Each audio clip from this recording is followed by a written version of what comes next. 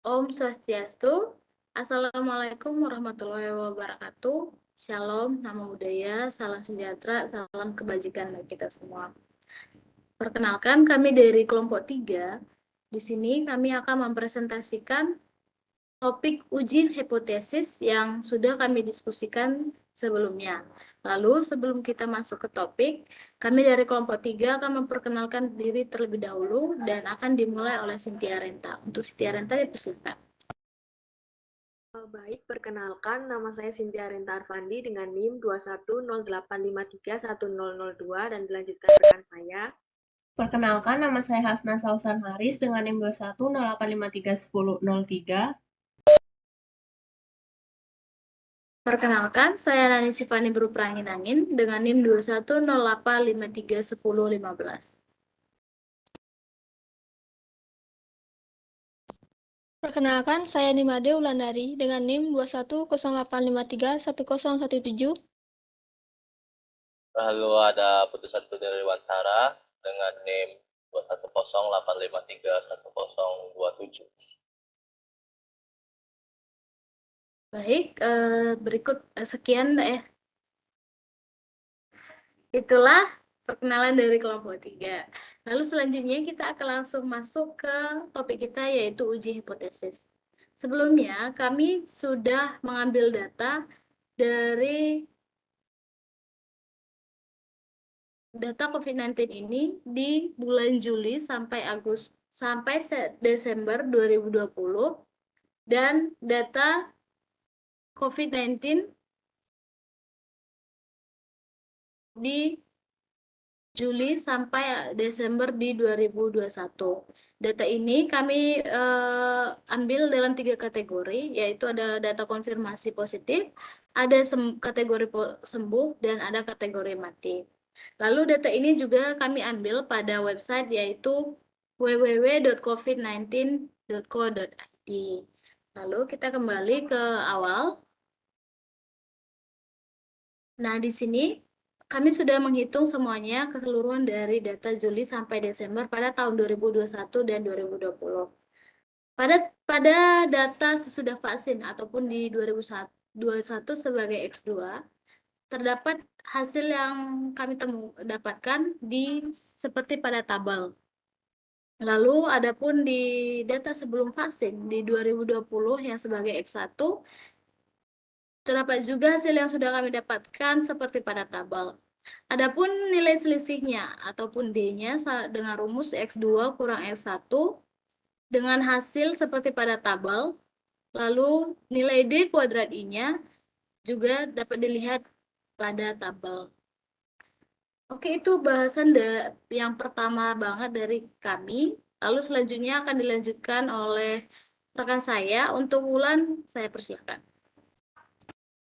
Baik, terima kasih. Di sini saya akan menjelaskan tentang rumusan masalah yang kami gunakan, yaitu apakah vaksin efektif dalam menurunkan kasus konfirmasi positif COVID-19 minimal 3.000 orang dengan taraf 5%. Alasan kami menggunakan taraf 5% ini adalah kami hanya dapat mentolerir 5 kesalahan saja dalam 100 sampel, yang artinya taraf kepercayaan kami pada uji hipotesis yang kami gunakan adalah 95%. Lalu untuk uji hipotesisnya, kami menggunakan uji hipotesis satu arah yang sebelah kiri, di mana H0 atau H awalnya yaitu mu D kurang dari 3.000, sedangkan untuk H1 atau H alternatifnya adalah mu D lebih besar dari 3.000. Lalu untuk rumus yang kami gunakan adalah uji T, di mana cara mencari nilai T hitungnya yaitu D bar dikurangi mu D per SD bar. Untuk selanjutnya, saya persilakan kepada Asna untuk memperjelaskan. Baik, terima kasih. Di sini saya akan menjelaskan cara mencari nilai D rataan. Jadi D rataan atau D bar dapat dicari dengan rumus sigma DI per N. Di sini sigma DI itu diperoleh dari penjumlahan data-data berikut. Kemudian N itu sama dengan 6. N itu adalah banyaknya data yang kita ambil, yaitu dari bulan Juli sampai Desember. Maka D bar dapat dihitung dan mendapatkan hasil 273.416,5. Selanjutnya, kita mencari nilai SD itu dari rumus S kuadrat D. Rumus S kuadrat D sama dengan N dikali sigma D kuadrat I dikurang dengan sigma DI kuadrat dibagi N kali N min 1. Nah, di sini ada sigma D kuadrat I itu diperoleh dari penjumlahan data-data berikut, yang mana hasilnya adalah sekian. Kemudian sigma DI kuadrat ini adalah hasil dari sigma DI yang dikuadratkan. Kemudian dimasukkan ke dalam rumus, maka dapatlah hasil sebagai berikut. Nah, maka nilai SD adalah nilai SD yang S kuadrat D yang diakarkan. Maka hasilnya adalah 520.498,7643. Sekian dari saya, selanjutnya akan disampaikan oleh Cynthia. Baik, terima kasih Yasna atas kesempatannya. Di sini saya akan menjelaskan cara untuk mencari nilai SD bar, di mana SD bar dengan rumus SD bar sama dengan SD per akar N, di mana nilai SD di sini adalah nilai SD yang sudah dijelaskan oleh rekan saya Yasna tadi, bisa dilihat di tabel atas. Lalu untuk akar N di sini, akar N-nya adalah 6. 6 itu adalah sampel yang kita gunakan, ada yang totalnya 6 sampel. Nah, akar dari 6 itu adalah 2,449 sekian. Setelah itu langsung dimasukkan ke rumus dan mendapatkan hasil 212.492,7307. Nah, sehingga nilai T dengan rumus D bar min mu D per SD bar, di mana D bar ini kita dapatkan dari yang sudah dihitung dari tabel di atas dan dikurangi nilai mu D, yaitu nilai mu D-nya 3000, mendapatkan hasil sekian, yaitu 2704165 dibagikan dengan hasil dari SD bar yang di atas dan mendapatkan nilai total 1,272591769. Baik, itu penyampaian dari saya. Selanjutnya akan dilanjutkan oleh Satrio. Terima kasih. Baik, terima kasih atas waktu yang diberikan oleh Cynthia, di mana saya akan menjelaskan tentang daerah kritis, di mana daerah kritis sendiri itu didapat dari taraf 5% di soal.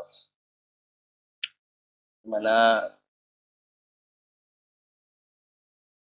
5% tersebut itu jika dijadikan alfa atau jadikan koma itu menjadi 0,05.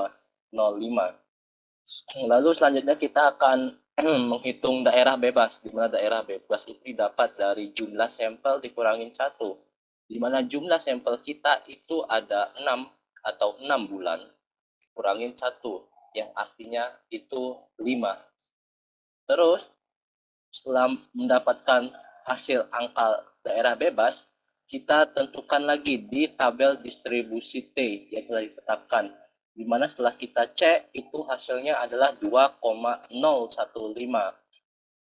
Lalu selanjutnya adalah kita bandingkan hasil T yang kita dapat dengan hasil dari tabel distribusi T, di mana hasilnya itu 1,27 sekian berbanding 2,015, yang artinya 1,27 itu lebih kecil daripada 2,015, yang kesimpulannya bahwa H0 atau nilai hipotesis awal itu diterima karena vaksinasi dilakukan efektif menurunkan minimal 3.000 orang dalam indikator positif, terbukti dari TH-nya atau uji T-nya itu lebih kecil daripada ketetapan distribusi T. Lalu selanjutnya di bawahnya itu adalah terdapat data konfirmasi orang meninggal. Lalu untuk selanjutnya itu hipotesis, rumus, dan seterusnya itu masih sama seperti yang telah dijelaskan oleh rekan saya.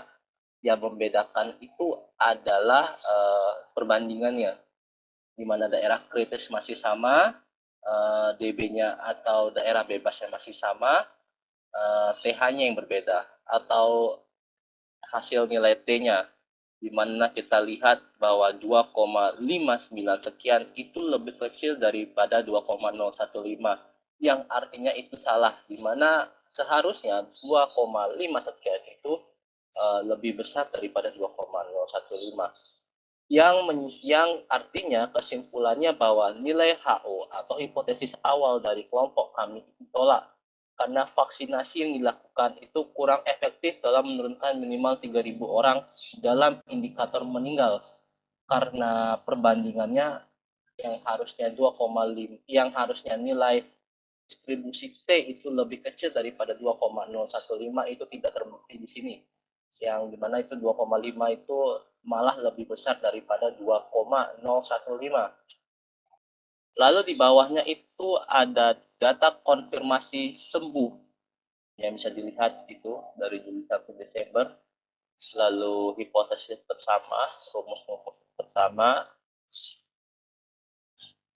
Seperti yang saya bilang tadi, yang membedakan itu hasil nilai T dan perbandingannya.